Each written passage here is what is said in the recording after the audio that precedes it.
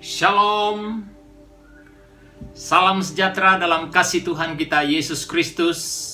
Apa kabar jemaat Tuhan? Doa dan harapan semoga jemaat Tuhan tetap berada dalam keadaan yang kuat, sehat, dan ceria selalu. Puji Tuhan, karena kita dapat bertemu kembali dalam acara ibadah online pada minggu ini.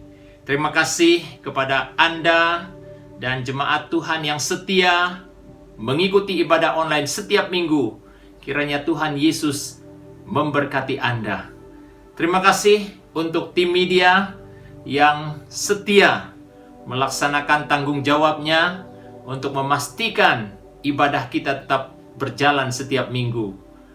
Tim Praise and Worship, terima kasih untuk usaha Anda, untuk puji-pujian dan musik yang indah yang dapat kita guna pakai untuk memuji memuliakan Tuhan. Dan terima kasih tim pendoa 24 jam yang setia berdoa untuk acara ibadah kita setiap minggu dan setia berdoa untuk keadaan negara kita dan untuk pemerintah kita. Terima kasih untuk kesetiaan Anda, untuk doa-doa yang Anda taburkan. Kita percaya bahwa Tuhan pasti membalas setiap permohonan doa kita. Puji Tuhan, pada minggu ini kita dapat mendengar firman Tuhan sekali lagi. Kita yakin bahwa ini adalah kesempatan, ya. Ini adalah anugerah Tuhan untuk kita mendengar firman Tuhan, mempelajari firman Tuhan, bukan sekedar mempelajari, tapi menghidupi firman Tuhan dalam hidup kita setiap hari. Mari kita datang sekali lagi, saudaraku, untuk sama-sama berdoa. Mohon kiranya penyertaan Tuhan melalui firman Tuhan yang sebentar kita baca dan dengar akan menguatkan kita, akan meneguhkan iman percaya kita di dalam Yesus Kristus. Oleh itu, sebelum kita membaca firman Tuhan, kita berdoa terlebih dahulu. Biasanya kita baca firman Tuhan dulu, setelah itu berdoa. Kali ini kita berdoa dulu, dan setelah itu kita baca firman Tuhan. Kita percaya setiap firman akan menjadi berkat, menguatkan iman percaya kita di dalam Yesus Kristus. Mari kita datang dalam doa kita. Allah Bapa yang baik, kami bersyukur pada saat ini kami dapat bersama-sama mendengar kebenaran firman. Kami sadar Tuhan bahwa ini adalah kesempatan untuk kami mendengar firman, belajar firman, menghidupi firman dalam diri kami, agar kami ya Tuhan Yesus menjadi murid Kristus yang sempurna, yang berkenan di hadapan Tuhan. Berkati pemberitaan firman-Mu ini Tuhan Yesus, dari permulaan sehinggalah selesai. Kiranya Tuhan nama-Mu dimuliakan, nama-Mu diagung tinggi dalam pemberitaan ini. Kiranya ya Tuhan, kebenaran ini akan terus menerus mengoreksi diri kami, memperbetulkan kehidupan kami, agar kami ya Tuhan Yesus berkenan di hadapan Tuhan. Terima kasih Bapa di sorga. Kami serahkan pemberitaan firman ini dari permulaan sampai selesai. Nama Tuhan Yesus dimuliakan, nama Tuhan Yesus diagung tinggi. Di dalam nama Tuhan Yesus kami serahkan doa permohonan ini. Haleluya. Amin. Amin. Puji Tuhan, pada minggu ini saya akan membawa kita membaca bahagian firman Tuhan yang terdapat dalam Kolose pasal yang kedua ayat 6 hingga ayat yang ke-7. Kolose pasal 2 ayat 6 hingga ayat yang ke-7, firman Tuhan berkata demikian. Ayat 6, kamu telah menerima Kristus Yesus, Tuhan kita, karena itu hendaklah hidupmu tetap di dalam Dia. Ayat yang ke-7, hendaklah kamu berakar di dalam Dia, dan dibangun di atas Dia. Hendaklah kamu bertambah teguh dalam iman yang telah diajarkan kepadamu. Dan hendaklah hatimu melimpah dengan syukur. Puji Tuhan. Inilah bahagian firman Tuhan yang kita baca, yang kita bahas bersama pada hari ini. Saudara kekasih, tema yang ingin saya sampaikan untuk kita pada hari ini adalah menjadi pribadi yang tetap teguh di dalam iman. Menjadi pribadi yang tetap teguh di dalam iman adalah perkara yang sangat penting, saudaraku. Ya, sebelum saya menjelaskan beberapa perkara yang berkaitan dengan teks ini, saya ingin menyampaikan apa yang dikatakan tentang menjadi pribadi yang teguh, ya, menjadi pribadi yang teguh dalam iman. Dikatakan setiap orang percaya memiliki tanggung jawab di hadapan Tuhan, di mana ia wajib memelihara iman percayanya sebagai tanda kasih cintanya kepada Kristus.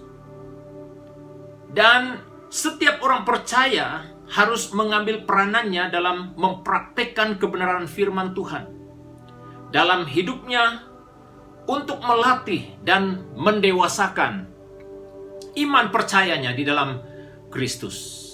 Saudara kekasih dalam Tuhan, apabila kita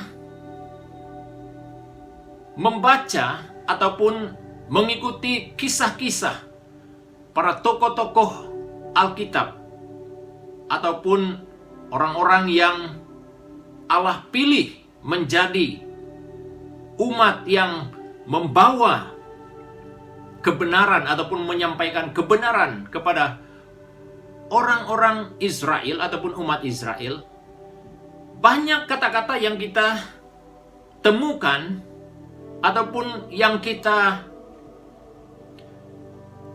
lihat di mana mereka ataupun orang-orang percaya ini, hamba-hamba Tuhan ini, diberi peneguhan oleh Allah sendiri supaya mereka tetap teguh di dalam iman.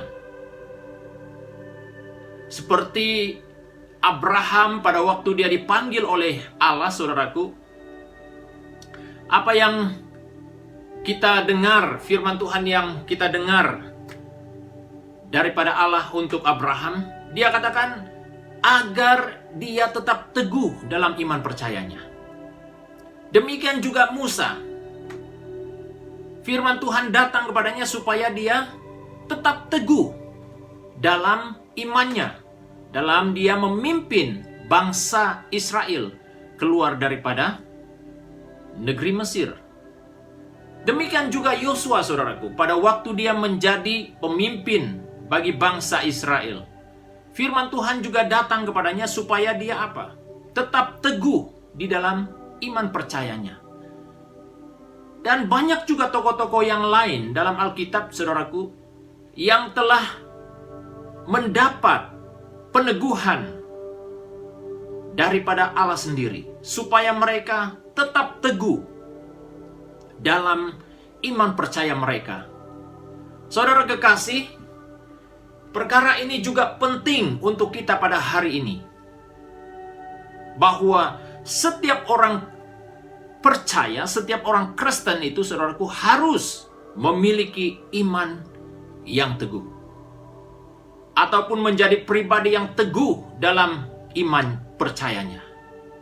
Itulah yang menjadi tanggung jawab kita di hadapan Tuhan, bahwa setiap orang, saudaraku, harus memelihara iman percayanya di dalam Yesus Kristus, supaya dia semakin kuat, supaya dia semakin teguh dalam iman percayanya. Itulah tanggung jawab kita. Dan selain itu, dikatakan mengambil peranan mempraktekkan kebenaran firman Tuhan, itu juga berkata tentang caranya bagaimana kita menjadi pribadi yang teguh di dalam iman percaya kita. Jemaat yang dikasihi oleh Tuhan Yesus Kristus, kembali kepada teks firman Tuhan sebentar tadi yang telah kita baca dari Kolose 2 ayat 6 dan ayat 7. Ini adalah nasihat Paulus kepada jemaat di Kolose supaya mereka berdiri teguh dalam iman percaya mereka kepada Yesus, ataupun tetap teguh dalam iman percaya mereka. Kenapa, saudaraku?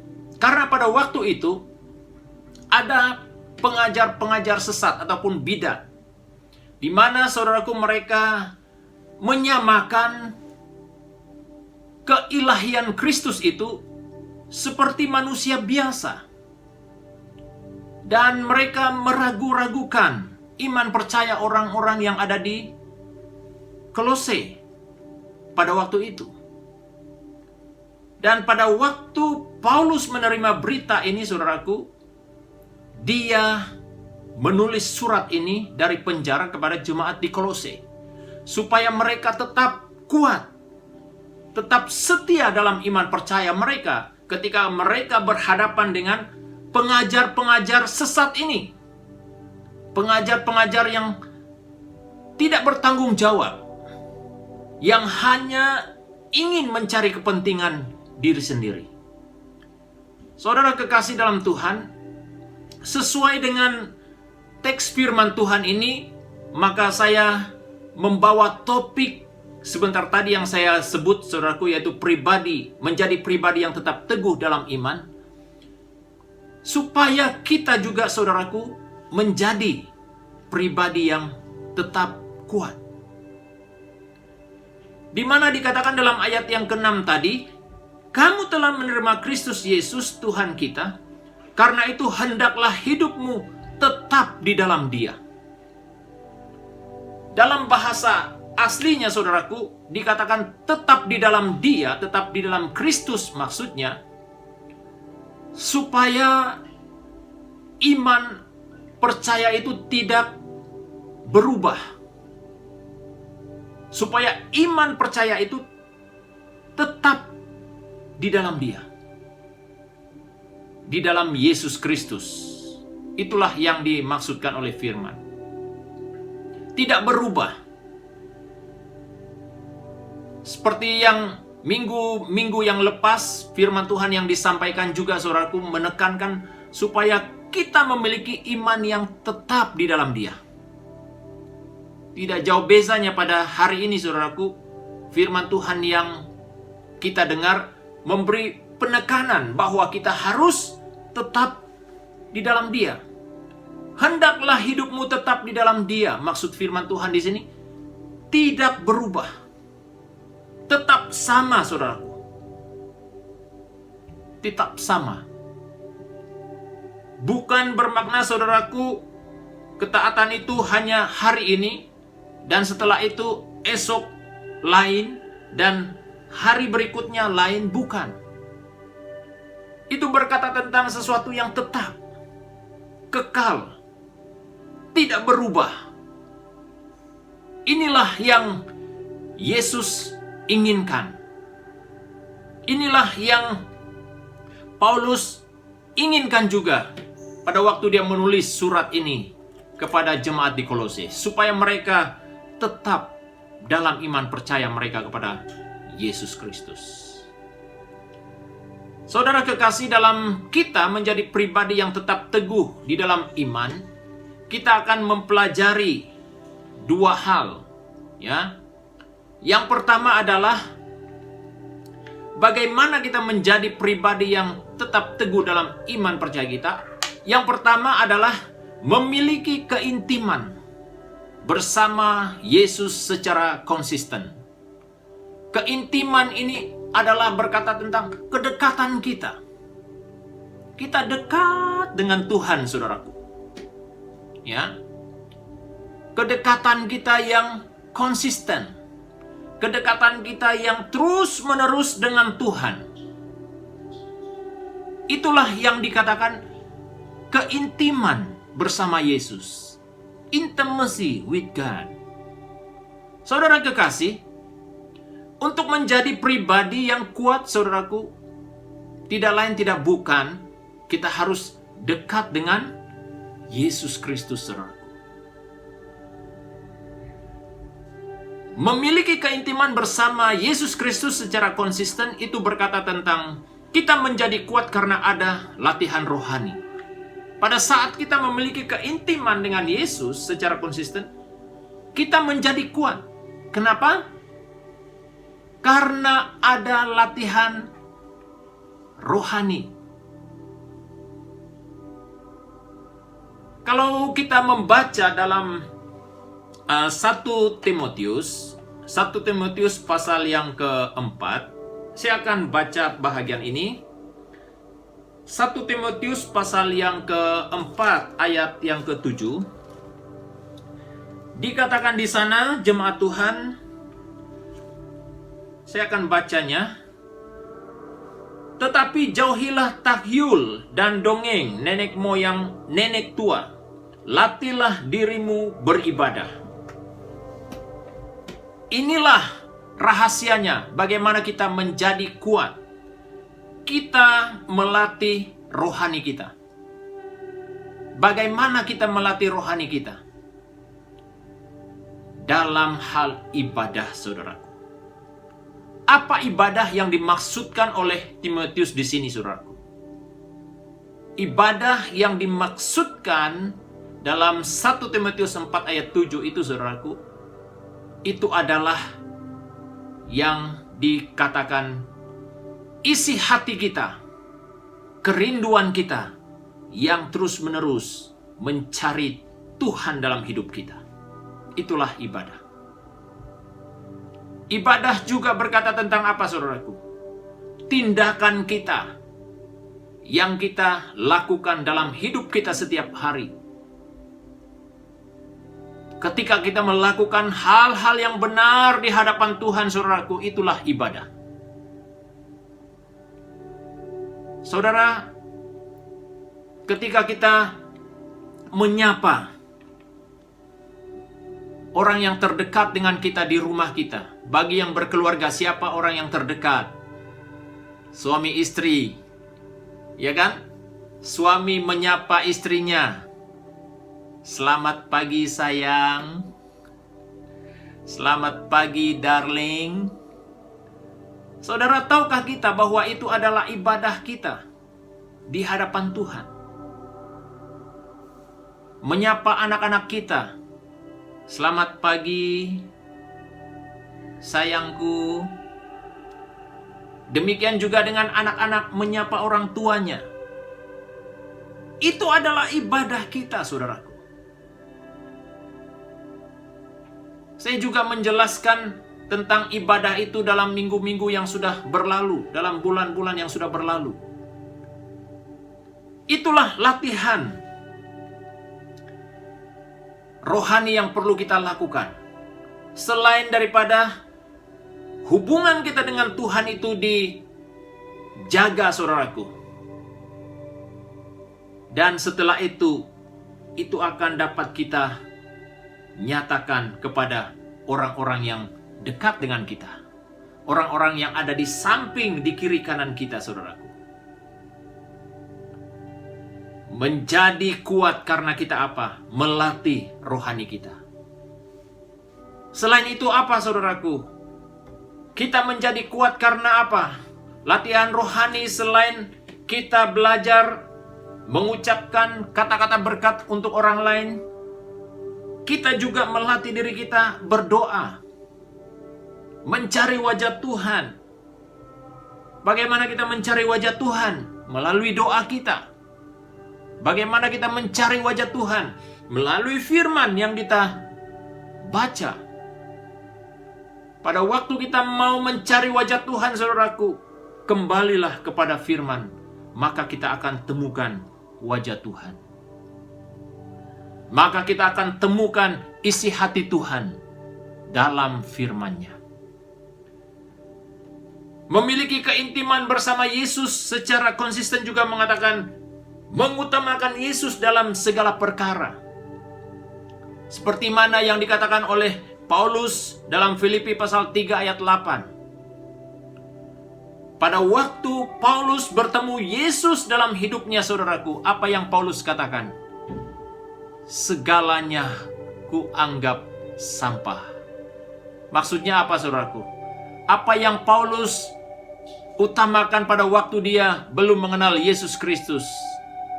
segala kemegahannya, dan segala pengetahuannya, dan segala kemewahan hidupnya, semuanya dia bangga-banggakan. Tetapi pada waktu dia bertemu dengan Yesus, saudaraku, apa yang Paulus katakan? Dia menganggap semuanya itu tidak ada artinya. Hanya Yesus yang menjadi pujaan hatinya, saudaraku. Sehingga Paulus berkata bahwa semuanya kuanggap sampah. Saudara kekasih yang saya cinta dalam Tuhan, inilah kuncinya, saudaraku, pada waktu kita bertemu dengan Yesus, memiliki keintiman dengan Yesus Kristus, mengutamakan Yesus Kristus dalam segala perkara, maka kita menjadi pribadi yang kuat, saudaraku. Memiliki keintiman bersama Yesus dalam arti kata, ada kerinduan kita untuk bersaksi kepada orang yang belum percaya kepada Yesus Kristus. Wow, ini adalah satu cabaran untuk saya, untuk kita semua, saudaraku. Untuk bersaksi kepada orang-orang yang belum mengenal Yesus Kristus sebagai Tuhan dan Juru Selamat, menjadi pergumulan bagi setiap pribadi kita. Betul atau tidak? Saudara kekasih, apa yang dimaksudkan oleh firman Tuhan di sini? Bahwa itu adalah menjadi satu tuntutan tanggung jawab kepada setiap orang. Bahwa kita harus menjadi saksi kepada orang yang belum percaya kepada Yesus. Maksudnya apa, saudaraku? Menjadi teladan di hadapan mereka setiap waktu. Melalui apa? Melalui tutur kata kita, melalui perbuatan kita, melalui tindakan yang kita lakukan di hadapan mereka. Dan hal itu akan menjadi saksi buat mereka, saudaraku. Dalam Yohanes, Injil Yohanes pasal 4, ya. Kita baca Injil Yohanes pasal 4 ayat 39.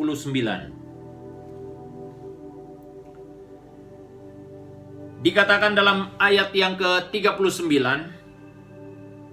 dan banyak orang Samaria dari kota itu telah menjadi percaya kepadanya karena perkataan perempuan itu yang bersaksi. Ia mengatakan kepadaku segala sesuatu yang telah kuperbuat. Saudara, kita tahu cerita ini. Cerita seorang perempuan Samaria. Ya. Seorang yang telah menyerahkan dirinya. Yang telah bertobat. Pada waktu dia bertemu dengan Yesus, saudaraku. Dia menyerahkan hidupnya kepada Yesus. Pada waktu dia mendengar firman daripada Yesus sendiri. Dan firman itu, saudaraku, datang dalam hatinya, menegur dia, sehingga wanita itu dikatakan dia bertobat. Apa yang dia lakukan, saudaraku? Dia tidak berdiam diri, tapi dia datang mencari keluarganya, dan dia mulai memberitakan Injil satu persatu kepada kaum keluarganya. Tidak cukup dengan keluarganya, tetapi dikatakan, saudaraku, orang yang ada di daerahnya, dia injili. Dia membawa berkat buat mereka, saudaraku. Dia berkata kepada mereka bahwa pada waktu dia bertemu dengan Yesus, saudaraku, Yesus menceritakan segala perbuatan-perbuatan yang pernah dia lakukan. Artinya apa, saudaraku? Pada waktu dia datang kepada Yesus, pada waktu firman itu datang dalam hatinya, wanita ini, saudaraku, dia bertobat. Dia meninggalkan perbuatan-perbuatannya yang jahat. Dia bertobat. Dia menerima Yesus Kristus dalam hidupnya. Melalui sukacita yang ada dalam hidupnya, saudaraku, dia sampaikan kepada saudara-saudaranya, keluarganya, bahkan orang-orang yang ada di daerahnya, saudaraku, menerima Yesus Kristus sebagai Tuhan dan Juru Selamat. Saudara kekasih yang saya cinta dalam Tuhan, melalui tindakan kita yang meresponi kebenaran firman Tuhan sebenarnya saudaraku, itu yang akan membawa kita semakin kuat, semakin teguh dalam iman percaya kita di dalam Yesus Kristus. Itulah artinya saudaraku, ketika kita menjadi pribadi yang kuat, yang tetap teguh di dalam iman, kita memiliki hubungan yang intim dengan Yesus Kristus. Dan selain itu kita memiliki kerinduan untuk bersaksi kepada orang-orang yang belum menerima Yesus Kristus sebagai Tuhan dan Juru Selamat dalam hidupnya. Poin yang kedua yang terakhir saudaraku, untuk menjadi pribadi yang kuat ataupun teguh dalam imannya, yang kedua adalah memiliki perubahan yang konsisten. Dikatakan dalam ayat yang ke-7 tadi saudaraku, hendaklah kamu berakar dalam Dia dan dibangun di atas Dia. Hendaklah kamu bertambah teguh dalam iman yang telah diajarkan kepadamu. Dan hendaklah hatimu melimpah dengan syukur. Hendaklah. Itu berkata bahwa menjadi pribadi yang teguh di dalam iman saudaraku, kita harus memiliki perubahan yang konsisten. Perubahan saudaraku bukan hanya terjadi sekali dalam hidup kita, tetapi perubahan itu akan terus-menerus terjadi dalam hidup kita. Dari hari ke hari, dari minggu ke minggu, dari bulan ke bulan, dari tahun ke tahun. Itulah perubahan yang Kristus inginkan. Apa yang harus kita lakukan pada waktu kita berubah? Dikatakan tadi saudaraku, kita harus berakar di dalam Dia. Kita harus dibangun di atas Dia. Saya mau menyentuh sedikit tentang bagaimana yang dikatakan pada waktu kita berakar dan dibangun di atas Dia. Dalam Matius pasal 5 ayat 14. Ayat ini semua kita sudah tahu saudara. Kamu adalah terang dunia. Kamu adalah garam dunia. Perubahan yang konsisten itu saudaraku berkata tentang reaksi yang terjadi dari hidup kita. Dikatakan perubahan itu akan menjadi berkat bagi orang lain. Sehingga dikatakan perubahan itu saudaraku membawa perubahan yang benar-benar dilihat oleh orang yang ada di sekitar kita. Perubahan dari segi apa saudaraku? Integriti kita. Menjadi pribadi yang berintegriti. Kalau kita melihat contoh-contoh Alkitab seperti Yusuf saudaraku, seorang yang sangat berintegriti. Dia mempertahankan integritinya di hadapan Tuhan. Dalam hal apa saudaraku? Dia tidak berkompromi dengan dosa. Walaupun dia ditawar oleh istri Potifar untuk melakukan dosa perzinahan, namun dia tidak mau melakukan itu. Dia tetap menjaga integritinya di hadapan Tuhan. Apa yang terjadi? Tuhan angkat dia menjadi pemimpin yang besar, saudaraku.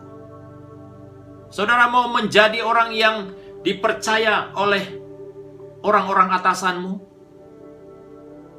Jadilah pribadi seperti Yusuf, saudaraku, menjadi pribadi yang berintegriti. Maka dikatakan pada waktu kita menjadi pribadi yang berintegriti, bukan hanya bos kita yang ada di dunia ini, tapi Tuhan kita yang ada di surga yang akan mempercayakan hal-hal yang lebih besar untuk kita. Bagaimana kita menjadi terang, menjadi garam saudaraku, dari segi kehormatan kita. Kehormatan berkata tentang wibawa kita. Apakah kita menjadi pribadi yang berwibawa? di tengah-tengah suku bangsa yang tidak mengenal Tuhan dalam hidupnya. Menjadi terang dalam hal apa? Hal kasih. Kita mengasihi orang-orang. Entah itu orang yang sudah percaya Yesus ataupun belum percaya Yesus, kita mengasihi mereka. Kita berdoa buat mereka. Kita melayani mereka. Itulah yang dikatakan saudaraku, perubahan yang terjadi itu dapat dilihat oleh orang-orang yang ada di samping kita setiap waktu. Dan juga kita menjadi terang, menjadi berkat melalui kejujuran kita di hadapan Tuhan, saudaraku. Kejujuran ini sangat penting untuk saya, untuk kita semua, saudaraku. Ketika kita tidak jujur, saudaraku, apa yang terjadi, saudaraku? Bukan hanya orang-orang yang ada di dunia ini menolak kita, tapi Yesus juga akan menolak orang-orang yang tidak jujur di hadapan Allah ataupun di hadapan Yesus Kristus. Saudara, jangan kita menganggap bahwa kita tidak jujur di hadapan manusia di dunia ini, bahwa kita akan diterima oleh Yesus. Tidak, saudara. Apabila kita tidak melakukan sesuatu yang benar kepada saudara kita yang terhina ini, kata Yesus Kristus, aku juga tidak akan menerima kamu di hadapan Bapa di sorga. Berarti memiliki perubahan yang konsisten ini sangat penting dalam hidup kita, saudaraku. Kejujuran kita harus terus-menerus terjadi dalam hidup kita setiap waktu. Saudara kekasih yang saya cinta dalam Tuhan Yesus Kristus, jangan sampai, saudaraku, keadaan-keadaan yang sedang berlaku dalam dunia pada hari ini, bahkan dalam negara kita, saudaraku, menggugat iman kita, sehingga kita tidak lagi menjadi pribadi yang setia di hadapan Tuhan. Bahaya, saudaraku. Apapun keadaan yang terjadi dalam dunia kita pada hari-hari ini, kita harus menjadi pribadi yang jujur, menjadi pribadi yang tetap mengasihi Yesus Kristus dalam hidup kita. Yang terakhir sekali, ketika iman percaya kita tetap berada di dalam Kristus, hidup kita akan mengalami terobosan yang akan membawa kita semakin kuat dan semakin dekat pada Yesus dalam hidup. Bahkan kita juga menjadi kesenangan Tuhan. Puji Tuhan. Saudara ingin menjadi kesenangan Tuhan? Haleluya. Saya rindu, saudaraku, menjadi kesenangan Tuhan. Pada saat kita menjadi kesenangan Tuhan, itu sesuatu hal yang sangat menguntungkan kita. Perkara yang sangat kita rindukan, saudaraku. Mari, saudaraku, kita sama-sama melakukan firman Tuhan dalam hidup kita, supaya kita menjadi pribadi yang tetap teguh dalam iman percaya kita.